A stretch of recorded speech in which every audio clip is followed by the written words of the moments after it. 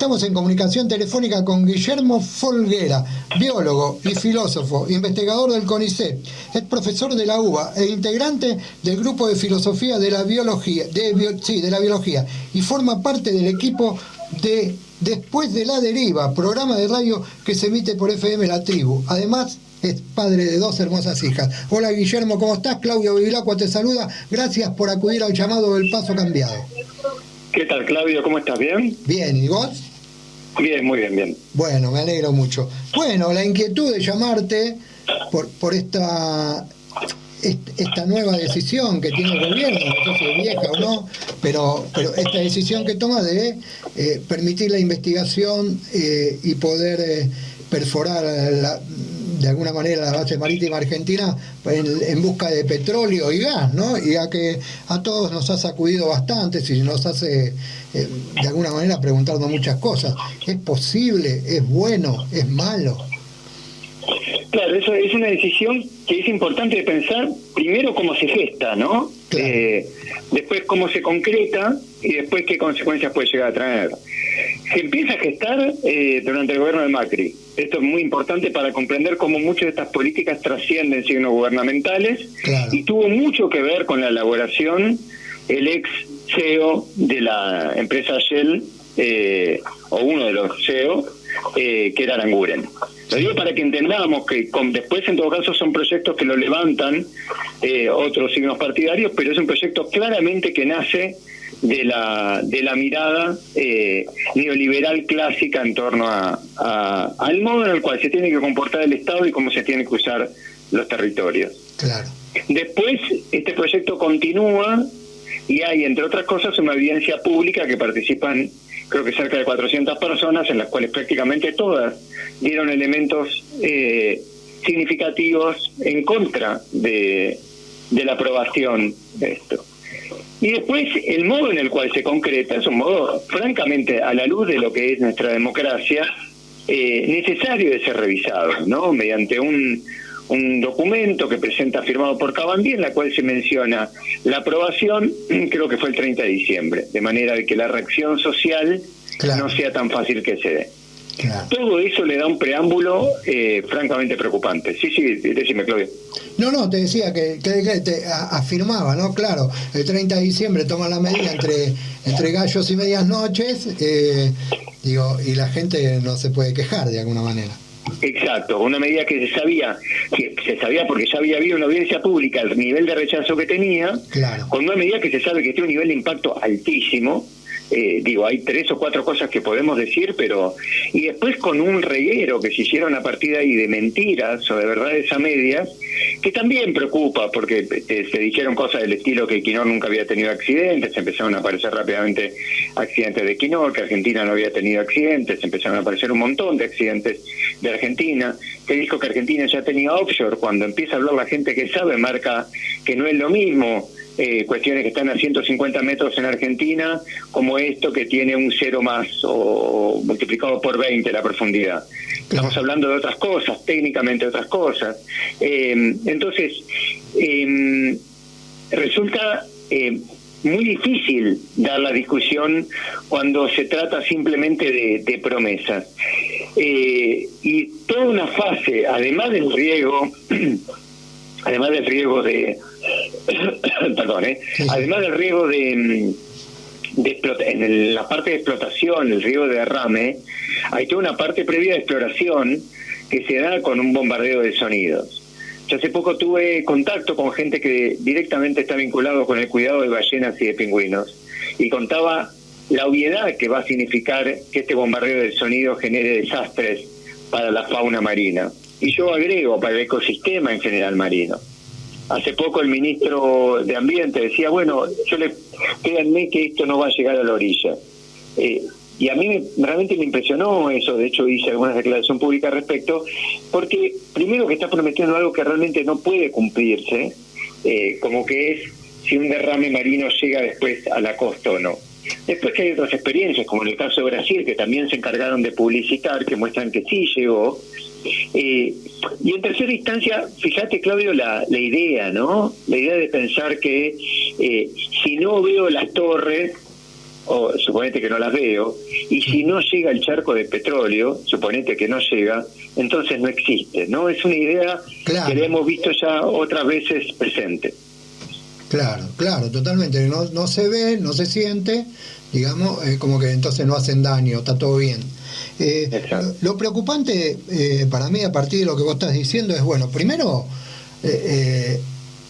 la connivencia que hay entre el gobierno y la oposición para sostener una medida que, si se quiere, como una medida de Estado, digamos, para sostener este entreguismo de alguna manera, porque sabemos que todas las multinacionales trabajan, o lo que se va de los puertos, o en la minera, con declaraciones juradas que ni siquiera le dejan un mango a la Argentina. Recién lo decía Ricardo Zorrilla en un detalle muy interesante que nos dio.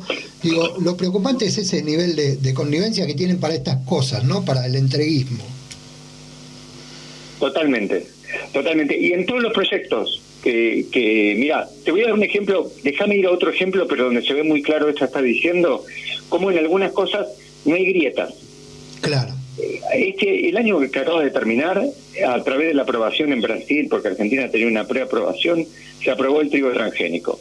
Que síganlo en el programa, porque va a ser un motivo enorme de conflicto, no solo conflicto con los ambientalistas falopas, como nos llaman, sino va a haber conflicto entre los propios grandes productores trigueros, porque hay grandes sectores que no quieren trigo transgénico. El trigo transgénico se impulsa con una empresa que es Bioceres, que es una empresa de capitales locales en unión con dos instituciones públicas, que son la Universidad Nacional del Litoral y CONICET, institución a la cual yo pertenezco. Bioceres, fíjate, Claudio, tiene, entre otros, 3 actores pesados. Mira cuáles. Gromo Copatel, el rey de la soja, que estuvo presente en diferentes medios, muy alineado con un partido político vinculado con el gobierno. Sí. Hugo Sigman, que ya lo conocemos, Hugo Sigman, ¿no? El que generó el principio activo de la vacuna AstraZeneca, el del grupo ELEA, el del Limón Diplomatic, etcétera, etcétera. ¿Y sabes quién? Tercero, Huergo. Huergo es la parte rural del Grupo Clarín. Claro. Fíjate cómo para algunas cosas, los negocios son negocios, acá estas cosas trascienden, y todos los que nos quieren vender como grietas, peleas, no, vos lo dijiste muy bien, son políticas de Estado. Es un Estado entregado, un Estado armado ideológicamente entre la dictadura de la década del 70 en Argentina y el menemato, que nunca se desarmó ese corte empresarial, y que trabaja junto con las empresas simplemente para generar dinero, y que no se hace cargo de quizás los 2 grandes impactos que están generando estas políticas, que son desigualdad social y destrucción ambiental. Es clave que entendamos que son las 2 cosas a la vez, que cuando hablamos de contaminación del mar, hablamos de desigualdad social también. En el derrame que hubo en San Jorge, lo que se perdieron fueron pequeños pescadores. Si llega a haber una pérdida del mar argentino, los primeros damnificados van a ser los sectores que no tienen donde mojarse las patas. Porque los grandes sectores tienen sus propias piletas, como está pasando en esta ola de calor, que si yo vivo acá en Capital, si tuviéramos un río de la Plata limpio o un riachuelo limpio, los sectores más pobres podrían estar humedeciéndose, aunque sea para soportar esta ola de calor. Entonces, hay toda una lógica que, en primer lugar, aumenta la desigualdad social, y que después, por supuesto, destruye ambientalmente sin que le importe lo más mínimo las consecuencias de eso. Claro, totalmente. Y lo vienen haciendo descaradamente desde hace muchísimo tiempo, ¿no? ¿Cómo paramos esto, digamos? ¿Esto es un estudio que está aprobado y que ya se empieza a ejecutar, o se lo puede parar todavía? ¿En particular te referís a la exploración marina? Sí. Mira, son procesos. El primer punto importante a entender ahí son procesos de muy alto riesgo económico. Sí. O sea, son procesos que van a estar al ritmo del precio del dólar internacional. Eso puede ser a favor de nuestra situación o en contra, ¿entendés? Lo mismo que con la soja. Sí. Cuando salió la soja en el 95, 96, bueno, no pasó nada, se movió el precio de la soja a nivel internacional y Argentina de golpe se llenó de soja. Claro. Después va a depender mucho de las movilizaciones sociales. Acá creo que los plazos que se manejan, primero hay toda una fase de exploración que es muy dañina para el ambiente, que es este bombardeo del sonido, que va a generar un montón de consecuencias. Y después estamos hablando, el otro día hablaba con gente de Observatorio Petrolero Sur, estamos hablando de un proceso que más o menos va a llevar, digo, para que se entienda el daño, por eso cuando me preguntó tu compañera de radio cómo quería que me presenten, dije, bueno, presentame también como papá de 2 hijas, va a llevar más o menos 50 años. O sea, están firmando un proyecto que más o menos desde el comienzo hasta el final va a llevar por lo menos 50 años. Sí. ¿Cómo se para? Como estamos haciendo, pero más. Se para con movilización, se para con información. Fíjate que estos temas no están en los grandes medios. No, claro. Y además yo creo que lo que está en juego, acá voy a ser absolutamente radicalizado en mi comentario, pero yo creo que está en juego la democracia que estamos teniendo. Una democracia que vos llamás a una audiencia pública, que hablan 400 personas, que se oponen de esas 400 personas 395, y que después el ministro de Ambiente, como si no pasara nada, el 30 de diciembre, te firme lo vamos a hacer igual, y bueno, es una democracia que necesita ser revisada, ¿no? Claro, sí, y mismo esto de que hablas del ministro de Ambiente, del jefe de gabinete, escuché, el otro día leía una de las tantas cosas que uno lee al respecto, y decía, se reunieron el ministro de Ambiente y el jefe de gabinete, 2 idóneos en la materia, ¿no? Preocupa que el nivel de gobernantes argentinos se metan en cosas que no conocen, ¿no?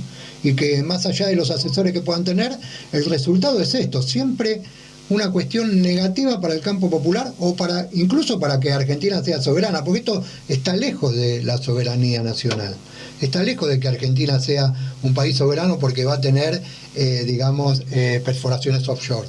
Digo, me parece, me preocupa muchísimo también por ese lado. A mí también me preocupa. Lo que sí reconozco es que podríamos tener un ministro con cintura política en un sentido más acotado, en un sentido sí, como les gusta usarlo a ellos, ¿no? Podríamos tener, y que se apoye técnicamente en gente que hay por todos lados, ¿no? En todos los temas que fuimos hablando, tenés gente técnica en el país, pero a rolete. Lo que pasa es que no lo necesitan. O sea, la parte técnica la están poniendo hoy las multinacionales, no la están poniendo, o las grandes empresas como Bioceres, no la están poniendo el pueblo argentino.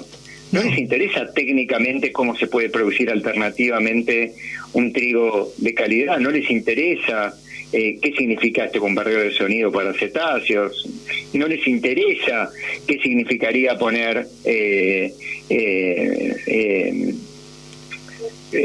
estas empresas de megaminería en pleno Chubut, para American Silver. Claro. Lo que les interesa ahí es, y ellos lo dicen, inclusive el propio Cabandía fue claro ahí, lo único que están buscando estos proyectos es entrada de dólares. Es lo único. Es dramático pensarlo así. Claro, sí. Es dramático porque además son dólares que se van a ir muy rápido, porque se van a ir de diferentes formas. Entonces, estamos entendiendo, quiero como, perdón Claudio que sea obsesivo en esto, pero estamos diciendo por algo que se va a diluir rápidamente, algo que en 50 años vamos a ver todavía las consecuencias directas, no las indirectas. O sea, mis hijas tienen 12 y 8. Cuando mi hija de 12 tenga 62 años, va a discutir lo que hizo Equinor o lo que hizo Shell en la plataforma argentina. Es una locura. Claro, totalmente, sí. Trasladado en el tiempo es como condenar a la gente a vivir en un estado o en una esclavitud sin saber qué va a pasar después, ¿no? Porque nosotros sabemos que es negativo.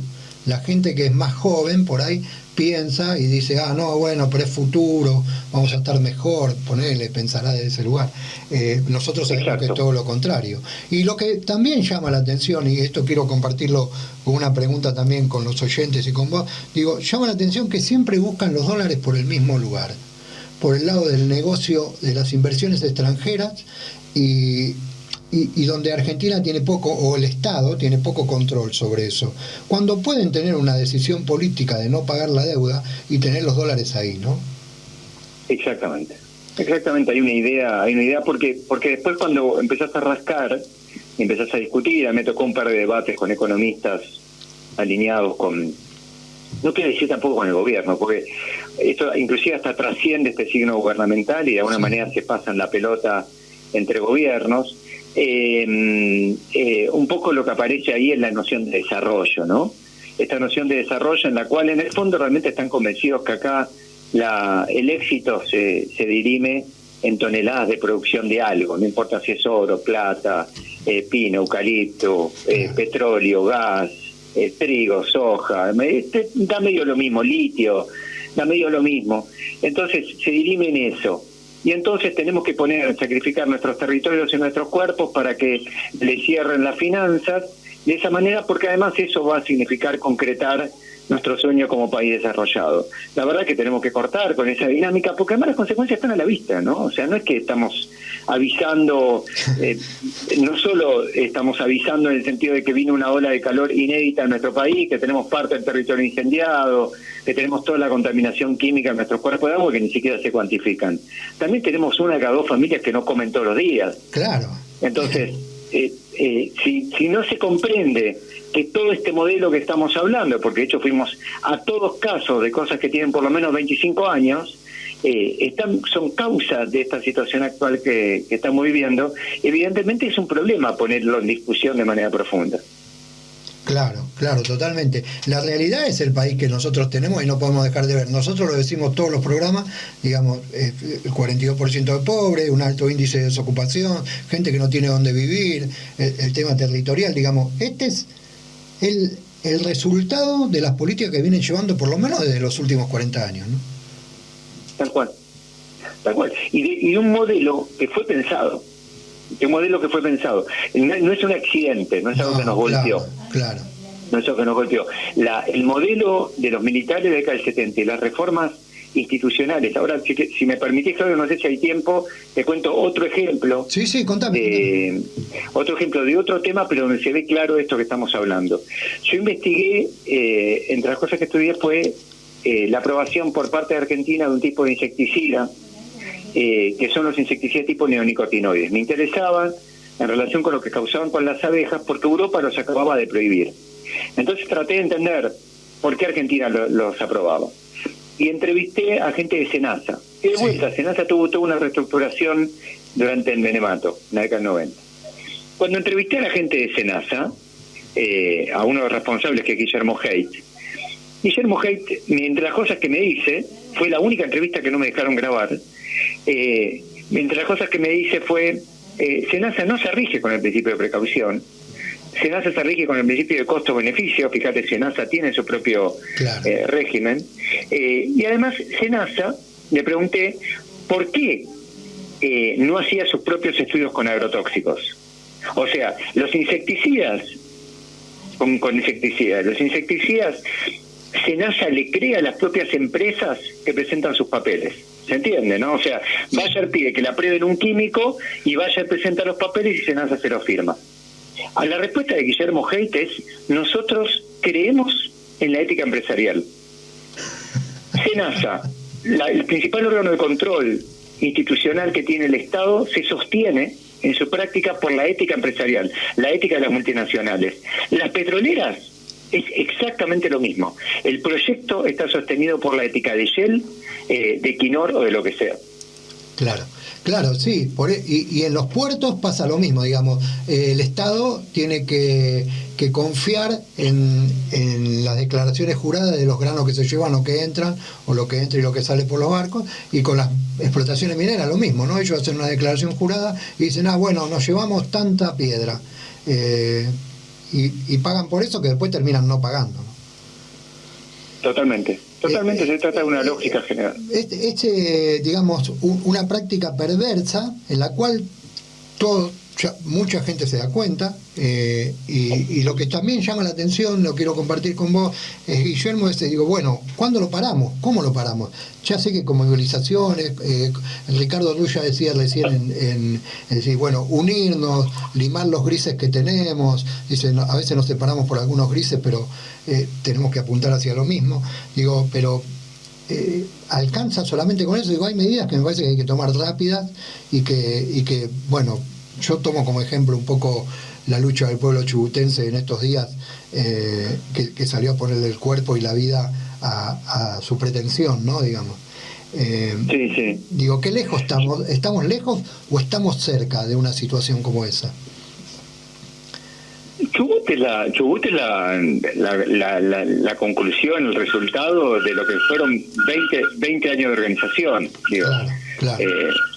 Si tomamos más o menos lo de Esquel un poquito antes, son prácticamente 20 años de un pueblo que está luchando y se está organizando y que además hace medio lo que puede y que sostiene aprietes como los que tuvieron. La lucha socioambiental en Argentina por lo menos tiene 50 años. De finales de la década del 60 ya hay luchas reconocidas en Córdoba, en la provincia de Córdoba. Yo creo que estamos viviendo algo muy duro del otro lado, muy duro, es muy duro lo que nos están ofreciendo. Sí. Hay un sector gubernamental dominante y empresarial dominante que está absolutamente alejado de la realidad. Creo que no entienden absolutamente nada y creen que pueden seguir ajustando la clavija y la cuestión se está derramando para todos lados. Pero creo que lo positivo que hay es que del otro lado hay un montón. Yo esto lo he dicho otras veces, pero me importa mucho porque a veces por ahí perdemos la perspectiva. Tuve la oportunidad entre octubre y diciembre de hacer 7 viajes seguidos a diferentes lugares del país, por estos temas, ¿no? Sí, sí. Fui a Tandil, a Paraná, Rosario, a Gualeguaychú, a Mendoza, a Córdoba, algún otro lugar me está faltando. A Mar del Plata, en todos lugares encontré una movilización impresionante. Encontré más grupos, muchos pibes, muchas pibas, sectores vinculándose que nunca se habían visto. Aún cerca, Tandil, la gente de Sierra articulando con la ciudad. Vos me dirás, pero ¿alcanza para todo lo que está del otro lado? Y bueno, ahí lo que tendremos que pensar es qué significa alcanzar. Lo que estoy seguro es que no se la vamos a dar gratis. No. Eso está, pero y eso es importantísimo, porque si vos pensás cómo se aprobó en Argentina la soja transgénica y la megaminería, se aprobó gratis. Se aprobó sin movilización, sin enfrentamiento y con un delay que duró por lo menos 5 o 6 años, hasta que entendimos lo que era eso. Entonces, eso no va a volver a ocurrir y cada vez que impulsan trigo, factoría de cerdo, hidrocarburos, la movilización social se mueve. Después lograremos o no lograremos, yo creo que va a depender de muchos factores, pero yo creo que ese primer gesto está y por eso es tan importante también el laburo de ustedes.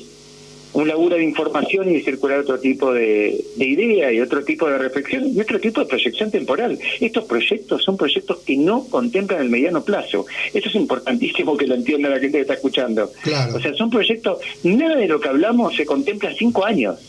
O sea, no tienen idea. Pongo solo una lista para que se entienda. Digo 5 años, digo antes de la fase de explotación, ¿eh? Sí. La ballena franca es una ballena fundamental en la industria turística de Puerto Madryn, una de las principales del país. Cito solo un tema económico. Este bombardeo que van a hacer de aire, entre otras cosas, va a incidir posiblemente sobre la ruta migratoria de la ballena.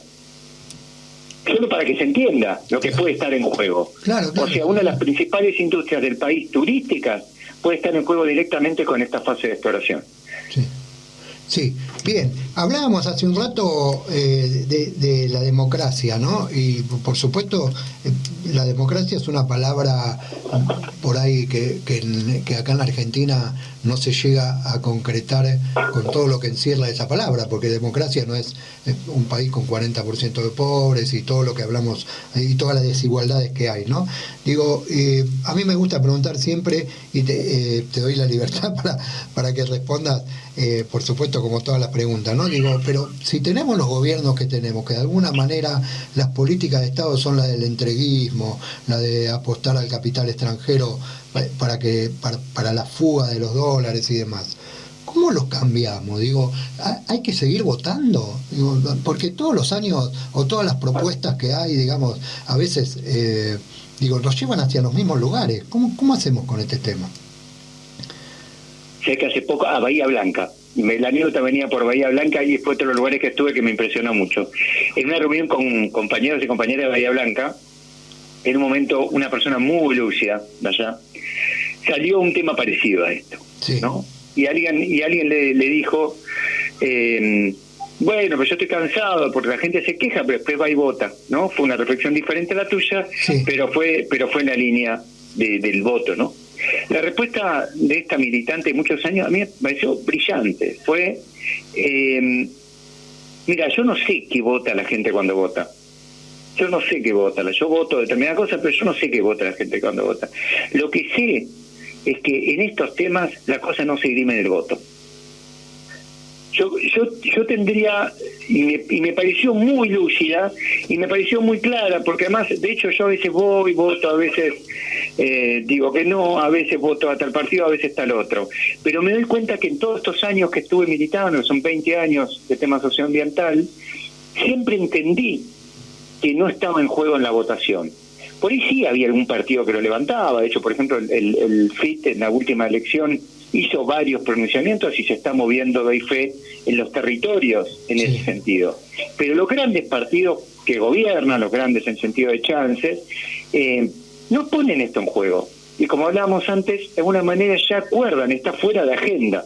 Es un tema que no se discute y que inclusive ni siquiera está en el debate, o sea, en el debate oficial acartonado, ni siquiera está como tema.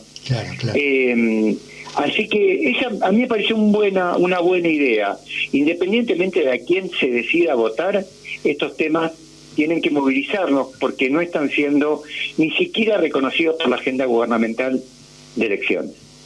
Claro, sí, yo lo apuntaba un poco más a la credibilidad, ¿no? Hay mucha gente en estas últimas elecciones que, o se viene dando en las últimas elecciones, que la gente decide votar en blanco, o mostrar su bronca por ese lado, o anular, digamos, hacer un voto bronca, como quien dice, ¿no? Digo, siempre va a haber un ganador, porque en todas las elecciones va a haber un ganador siempre, pero si vos no contás con el apoyo de la gente, digamos, el que gana no cuenta con el apoyo de la gente, o mayoritariamente con la gente, digo, por ahí se le hace más difícil, ¿no? Quizás lo apuntaba para ese lugar, digamos, bueno, ¿qué pasaría si un día no vamos a votar? No nos presentamos. Puede ser. Bienvenida a la multiplicidad de estrategias. Buenísimo. Bueno, Guillermo, no te quiero tomar más tiempo. Sé que estás en tu casa. Sí, quiero terminar la nota con vos como termino con la mayoría de los entrevistados. Si hay algo que no te pregunté, que vos consideres que es importante que los oyentes que están del otro lado y las oyentes que están del otro lado escuchen, este es el momento. Hay un aspecto que a mí me parece importante, que lo estoy tratando de remarcar bastante, porque además veo mucha gente con razón angustiadísima del tema ambiental. Los incendios creo que terminaron de marcar, y la cuestión creciente, por ejemplo, de los casos de cáncer por agentes químicos ambientales, son dos cuestiones muy dramáticas que aparecieron en un lugar muy, muy claro, yo creo que en los últimos 2-3 años. Y yo acá trato de marcar la importancia de que tengamos, yo creo que, como fue esta entrevista, de hecho, o este diálogo, tenemos que ser muy radicales en el planteo, radicales no en el sentido de partido radical, sino en el sentido justamente de tomar lo extremo del caso, porque es muy grave lo que nos está sucediendo, pero también comprender que no lo vamos a poder resolver de golpe y que necesitamos poder caminar con nuestras frustraciones un tiempo para que esto se vea. Pero yo no sé cómo se da vuelta el tema de la extracción offshore. Lo que sé es que esto va a llevar tiempo, de un modo que no sé cómo se da vuelta a los agronegocios, pero el año pasado la cantidad de horas televisivas que tuvo Aracre gestando imaginarios, ¿no? El CEO de Singenta, y poniéndose una especie de persona, no lo quiero adjetivar porque tengo miedo que me haga juicio, y también deja mucho que pensar cómo yo puedo revertir eso.